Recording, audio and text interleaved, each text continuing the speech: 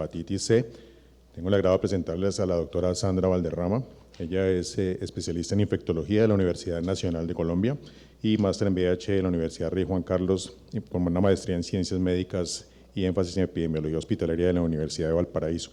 La doctora Sandra es candidata a doctora en Epidemiología Clínica de la Universidad Javeriana de Bogotá y es la directora del programa de especialización en infectología de la Pontificia Universidad Javeriana y directora de la unidad de infectología del Hospital Universitario San Ignacio. También es la líder del grupo de investigación en infecciones de la Facultad de Medicina de la Universidad Javeriana y el Hospital San Ignacio y una gran amiga. Bienvenida, Sandra, adelante. Buenos días, realmente es un gusto estar aquí. Muchas gracias, doctora Jimena, a la corporación, a todos los amigos de Cali que pues trabajamos en pro de la salud de nuestros pacientes que viven con VIH. Pues al final del día, lo más importante, que ese trabajo que nosotros hacemos en el día a día pues impacte vidas y nos permite retribuir,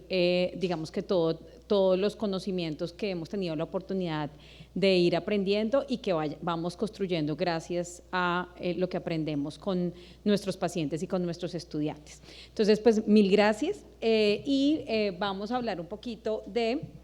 algo que también es un reto, porque a pesar de que somos un país afortunado, tenemos acceso a antivirales de acción directa. Este año varios meses estuvimos sin terapia, pero ya nuevamente tenemos, pues todavía tenemos deudas importantes para poder controlar esta infección. Los conflictos de intereses, importante aclararlos. Esta pues, conferencia es organizada por una invitación del evento y pues sin honorarios, es importante decirlo, y pues no, específicamente con esta conferencia, pues no declaro conflictos de interés. Entonces, aquí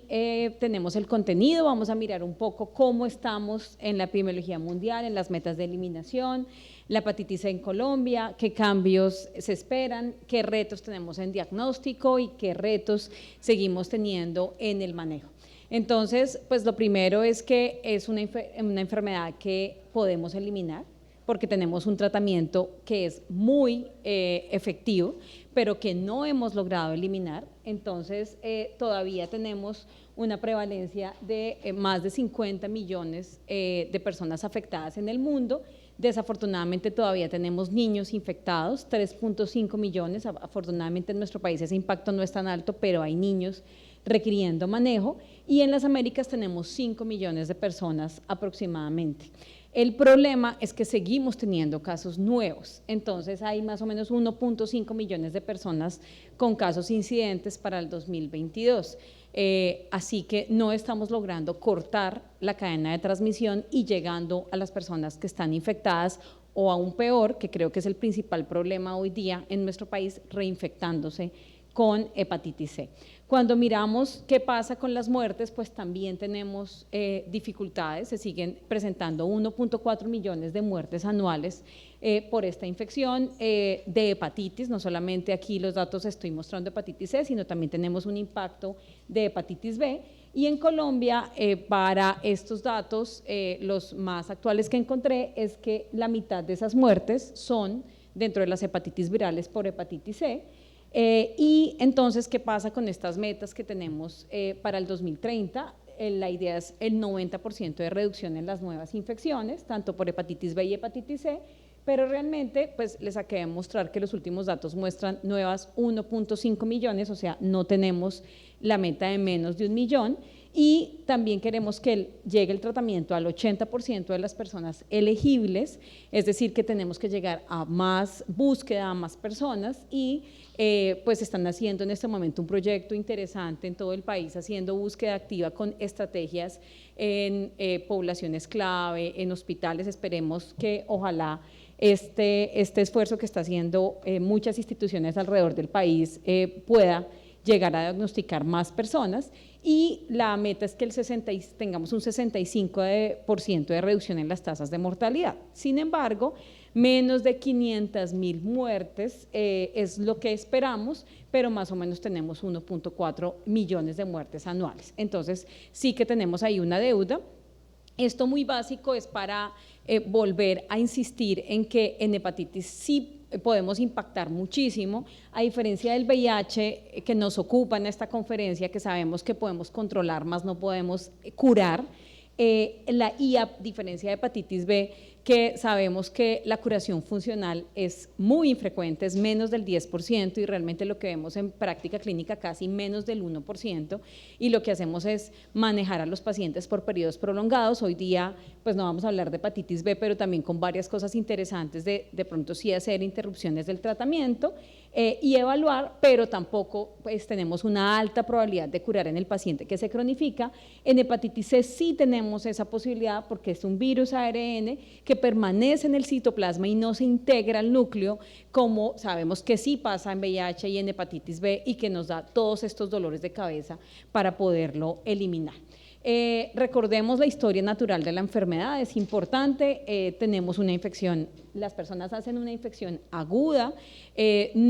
otro problema importante es que hay un porcentaje de personas que no hacen síntomas y a veces se nos pasa desapercibida. Es raro que haya una hepatitis fulminante, eso pasa en menos del 1%, pero más o menos el 60 al 85% de las personas van a cronificar esa hepatitis C, más o menos es una tasa como de 0.8% al año, y de allí el problema que conocemos es que pueden hacer cirrosis 15 a 50% de las personas. Si es una persona que además vive con VIH, ese riesgo aumenta, y sobre todo si tiene la infección no controlada. Y de las personas que hacen cirrosis, algunos van a progresión lenta, pero también tenemos un porcentaje importante, el 25%, que van a ser carcinoma hepatocelular, que van a ser falla hepática, y que sabemos que incluso algunos se saltan la cirrosis y pueden pasar directamente a ser el carcinoma hepatocelular. Son poquitos, pero ya se sabe que eso puede pasar. Adicionalmente, la hepatitis C no solamente produce hepatitis, como estamos siempre pensando, sino que cada vez estamos más sensibilizados en esas manifestaciones extrahepáticas, que no son pocas, y que hace que nos sensibilicemos y sensibilicemos a nuestros colegas a que si ve un paciente con crioglobulinemia mixta, piensa en hepatitis C, pero no solamente eso, que es como lo que siempre repetimos, sino ojo con el paciente con Sjögren, ojo con el paciente con un desorden linfoproliferativo, con un paciente con una enfermedad renal crónica, con un paciente con neuropatía periférica, con un paciente con depresión, con un paciente con diabetes mellitus, entonces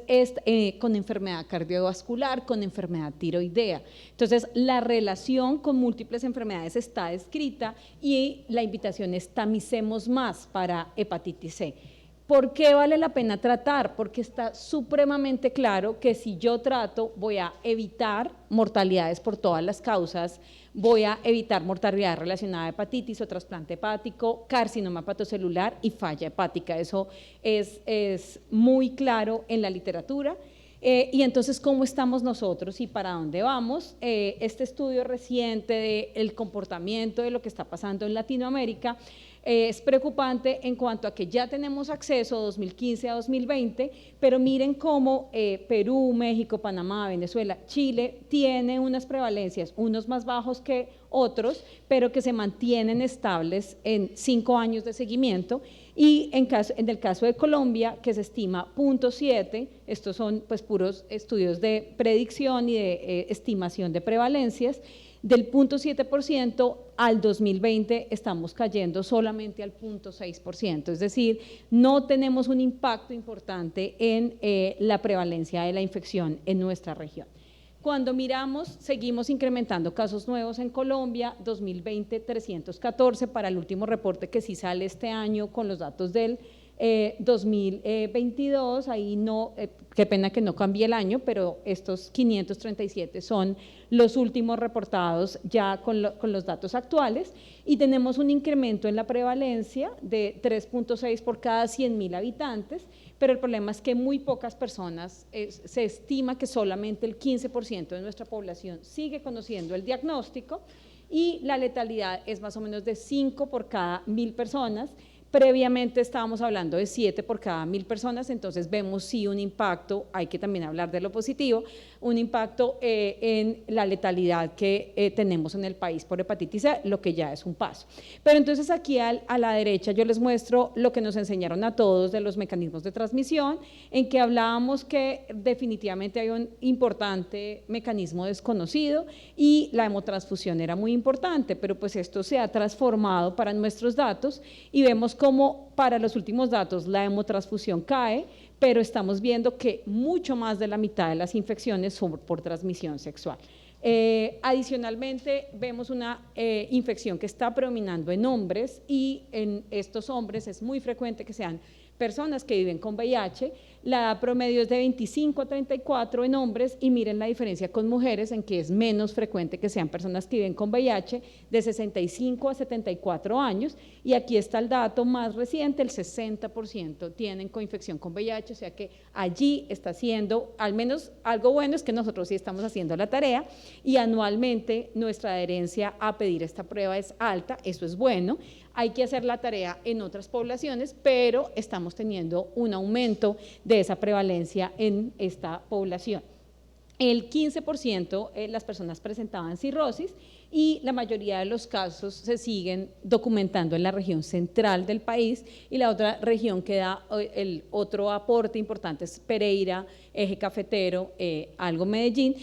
de manera importante, por ejemplo, Cali no reporta un incremento tan importante en la población que vive con VIH. En cuanto al genotipo también tuvimos un cambio, genotipo 1B para 2017-2018, pero el genotipo 4 definitivamente es el que predomina actualmente, a pesar de que, y está bien, no le estamos haciendo genotipificación a todos los pacientes porque ya sabemos que no lo necesitamos porque los tratamientos son pangenotípicos. Esto es para que veamos el comportamiento de 2019 a 2022, pero miren cómo se comporta del 2019 en que la tercera parte más o menos eran personas que viven con VIH y para los últimos 2 reportes de la cuenta, el último 2022, estamos hablando de más del 60% de las personas que se están reportando con hepatitis C, la coinfección hepatitis C, hepatitis B, más o menos en ese grupo de pacientes con hepatitis C, el 2.5% tienen hepatitis B, más o menos el 1% enfermedad renal crónica, trasplante, miren que las cifras cada vez menores, para el último reporte ninguno, y cirrosis también, eso es un comportamiento positivo y probablemente eso implica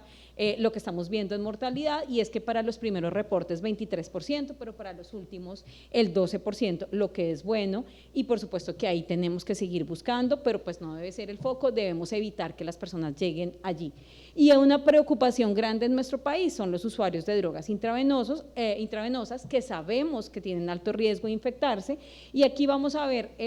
la comparación en las prevalencias 2014 a 2021.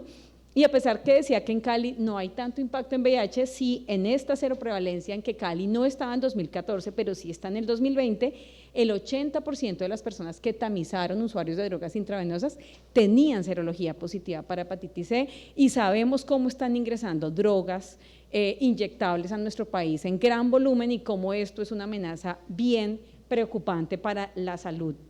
de una región. En Bogotá aumentó de 7.6 a 10 en la prevalencia específicamente en usuarios de drogas intravenosas, Medellín se mantiene como en el 30%, pero miren también la preocupación en Pereira, del 47 al 71%. Aquí vemos Armenia, 62.8%, 69.6% en los usuarios de drogas y cuando se les busca también VIH, la prevalencia en esta población fue 4.6 y 6%. Decíamos que tenemos tratamiento, definitivamente es altísimamente efectivo para el último corte de la cuenta en los pacientes que se trataron y se siguieron pues 99% de curación. En cirrosis tenemos 97%, VIH 97%, alto, pero vamos a ver más adelante que lo que nos preocupa es cómo se nos están reinfectando estos pacientes. Entonces, ¿qué nos falta? Lo primero es, tenemos unas guías de práctica clínica, una vía clínica, seguramente van a venir algunas recomendaciones más de práctica e implementación. así que esas las tenemos. Hay algunas cositas nuevas en las guías de Organización Mundial de la Salud que vale la pena aquí recordar entre todos. Entonces, aquí es la evolución de estas actualizaciones. ¿A quién tratar? Sabemos que tenemos que tratar a todos, no vamos a diferir el tratamiento de hepatitis C, diagnosticamos hepatitis C, tratamos inmediatamente. El genotipo ya no es necesario que lo hagamos porque vamos a usar pangenotípicos. Y algo importante en las opciones es que miren que cada vez son más restringidas. Glecaprevir, pibrentasvir es una opción, sofosbuvir, daclastasvir es otra opción, pero lo que tenemos en el país por compra centralizada es sofosbuvir, velpatasvir, que recuerden que van a los blancos de la polimerasa no estructural 5A y 5B, y es un tratamiento altísimamente efectivo, y ante esta gran ventaja de un costo que es más asequible, pues por supuesto que tiene que ser la primera línea por este acceso que tenemos. Algo muy importante, antes para el 2018 se podían tratar las personas mayores de 12 años, pero ya para el 2022 los niños de más de 3 años ya se pueden también tratar para hepatitis C, lo que es buena noticia. Y algo que sí es más del manejo es que tiene que ser más descentralizado, que no es necesario que lo haga un especialista en gastroenterología, en hepatología, un infectólogo, sino que es un tratamiento que puede dar el médico general con, por supuesto, para todo, un buen entrenamiento. Debemos ampliar el diagnóstico, entonces estamos acostumbrados a los criterios tradicionales, antecedentes de intervenciones por debajo de los estándares, los hombres que tienen sexo con hombre, por este riesgo de las relaciones sexuales, tatuaje, perforación, piercing, este antecedente de transfusión antes del 96 para nuestro país, que es donde se hizo el momento en que se empieza a hacer la tamización, personas que se inyectan drogas, nacidos entre el 45 y 65, personas con cambios en las transaminasas o enfermedad hepática, pacientes en hemodiálisis, trasplante, hepatitis B, VIH, parejas con infección de transmisión sexual, personas en centros carcelarios, niños nacidos de madres infectadas, el riesgo biológico, que pues es algo que también nos interesa a todos. Pero ¿qué pasa? En los estudios de búsqueda empiezan a encontrar que miren que cuando yo hago estudios de prevalencia, aquí, por ejemplo, en las personas que encontraron positivas, la mitad no conocían su infección por hepatitis C. Y algo importante, miren al lado derecho, el 80% de esas personas que lo desconocían habían consultado y estaban yendo a la atención en salud. Algunos tenían solo una visita, pero habían algunos que los habían visto hasta 3 veces. Y nadie le había pedido la prueba de hepatitis C porque seguramente no estaba como dentro de esos factores que siempre pensamos. Por eso las guías actuales, tanto europeas, las norteamericanas, las de Organización Mundial de la Salud, le dicen a uno, cambie el enfoque y empiece a tamizar hepatitis C en la población general al menos una vez en la vida. Se recomienda realizar la tamización de 18 a 79 años de edad. Y miren que esto, pues al menos una prueba, exclusión voluntaria, por supuesto, pero para nuestros pacientes con, digamos que son menores de 18 años, pero son adolescentes, 17, 16, ya han empezado relaciones sexuales, son hombres que tienen sexo con hombre, pues también hagámosle la tamización. Y algo muy importante, no olvidemos la tamización en el embarazo. Estamos muy sensibilizados con VIH, con hepatitis B, pero olvidamos la búsqueda de hepatitis en esta población y hay alto riesgo de transmisión vertical. Y recordemos esto, transmisión en mujeres VIH negativas a el recién nacido 5.8%, pero el doble para nuestras mujeres que viven con VIH, 10.8%. Testear y tratar y atención simplificada. Entonces, recordemos que hacemos un anticuerpo para hepatitis C, que si está positivo hacemos carga viral para hepatitis C y que si la carga viral está positiva confirmamos y esa persona va a tratamiento. Pero ¿qué es lo que pasa? Que entre esto y esto pasa mucho tiempo, igual que lo que nos pasaba en VIH. Entonces, en que tengo un reactivo de hepatitis C y tengo una carga viral positiva, pues pasa mucho tiempo para que la persona pueda acceder a la carga y le puedan dar un resultado. Entonces, una estrategia, lo mismo que en VIH, autotest para hepatitis C, que sea más fácil que la persona acceda, pruebas en el punto de atención, pero no solo las pruebas de anticuerpos, de inmunodifusión, la técnica que uno use para prueba rápida, sino que ojalá uno también tuviera pruebas moleculares rápidas, que pues ojalá también las tuviéramos en VIH. Sabemos que tenemos un problema de acceso y de costo, pero eso sería lo ideal, porque nos da menos tiempo, mayor adherencia y son pruebas de muy buen rendimiento diagnóstico. Por eso se habla de simplificar en un solo paso y ojalá podamos utilizar la técnica o la metodología Reflex, en que rápidamente yo evito tantas visitas y ojalá en una sola o máximo 2 yo esté diagnosticando un paciente. ¿Qué es eso de Reflex? Yo hago la prueba de anticuerpo, la tengo positiva y sobre la misma muestra que ya tengo se hace inmediatamente el procesamiento de carga viral y eso me confirma la infección, ojalá en un solo momento. Hay revisión sistemática de esta tecnología, 51 estudios en que se muestra que aumenta la adherencia a la realización de la carga viral en cuanto a las pruebas no reflejas y además que mejora la vinculación con la atención médica en las personas que viven con VIH y disminuyen el tiempo de inicio de tratamiento en esta población. La mediana de tiempo entre la prueba y la carga bajó de menos de un día a 5 días para tomarse la carga, pero ¿cuánto nos demora que además nos den el resultado de la carga? Pues en las mejores familias una semana, pero pueden ser hasta 4 semanas o más tiempo para que el paciente se entere en nuestro medio. Otro aspecto muy importante es descentralización e integración de los servicios y creo que somos un buen ejemplo en VIH porque estamos integrando los servicios de atención de hepatitis C allí mismo, pero entonces se deberían integrar también en muchos centros de atención primaria, realizar la prueba, realizar el tratamiento, pero no solamente allí, sino ojalá en las prisiones, en las clínicas, en los centros comunitarios, en los sitios de reducción de daño para las personas usuarias de drogas intravenosas y entonces deberíamos tener diagnóstico y tratamiento simplificado, proveedores no especializados, atención descentralizada y pautas y manejos simples para que más personas los puedan ejercer. Esta es nuestra vía clínica, no se ve tan claro, pero lo que quiero poner es todas los aspectos que ponemos que son necesarios, los exámenes que hay que hacer previo, que seguramente sí, el genotipo que ya no es necesario, pero miren que nos dicen, vea, al final remita, tiene usted que remitir a un especialista para que le demos el tratamiento al paciente. Que muestra la literatura que realmente cuando se compara la atención por un especialista en una persona sin cirrosis, sin fibrosis,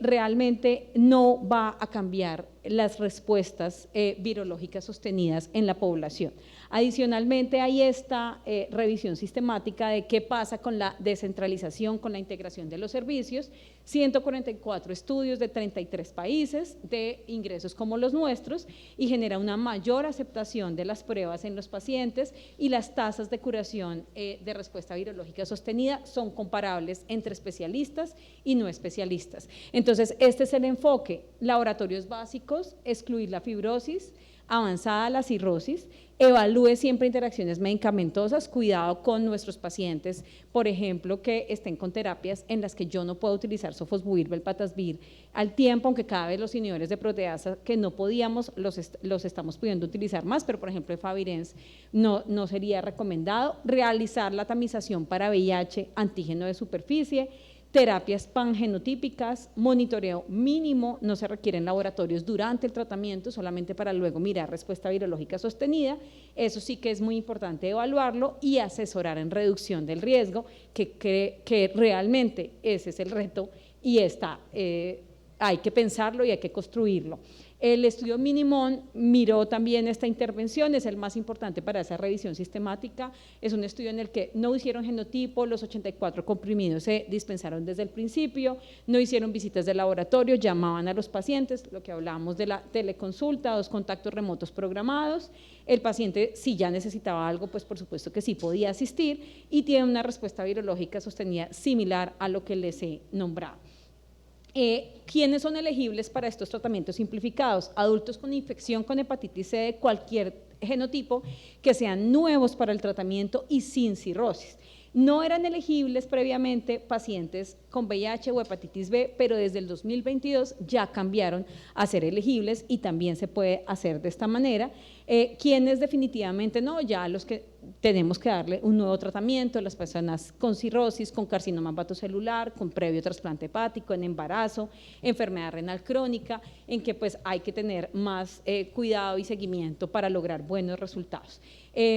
Las personas con VIH, ya habíamos visto, respuesta virológica sostenida es igual que la población general, pero el problema que viene, y esto nos salió publicado este año hace poquito, y es esta gran preocupación, y yo creo que ha aumentado, y es comparando los monoinfectados con los coinfectados, esta es la experiencia que nosotros tenemos, La respuesta virológica sostenida sí fue menor, pero realmente no fue por realmente que exista resistencia al tratamiento o que el paciente no se tomara la terapia, sino estuvo dada por reinfecciones en el momento en que terminan la terapia y pasan las 12 semanas antes de la respuesta virológica sostenida. ¿Por qué lo sabemos? Porque a todos les hicimos genotipo y el genotipo no muestra mutaciones de resistencia y eso está descrito en el mundo. Este grupo italiano también lo ha visto, reinfecciones del 15%, con genotipo 4 el 20% y tuvimos reinfecciones en esta población del 16.5% y desafortunadamente estamos tratando pacientes tercera infección, cuarta infección, así que lo que está pasando es que no estamos pudiendo impactar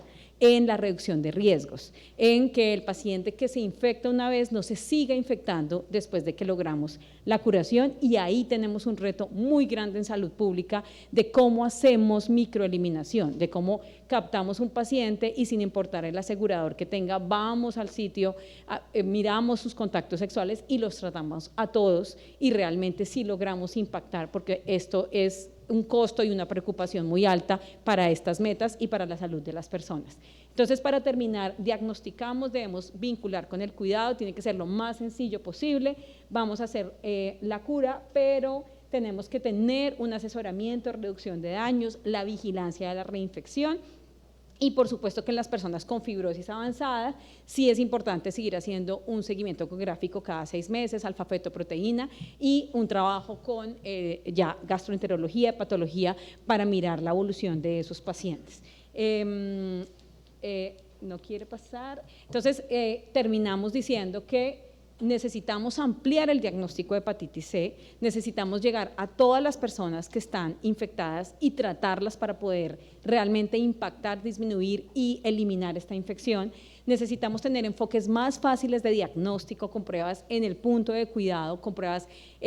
moleculares rápidas, ojalá con la técnica Reflex, a pesar de los retos económicos que esto trae, y definitivamente pensar en ampliar los proveedores de tratamiento,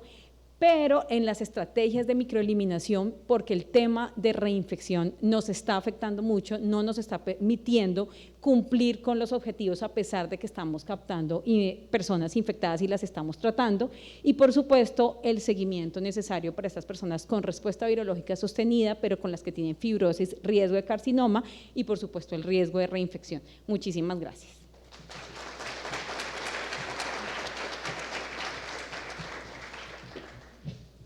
Gracias, doctor.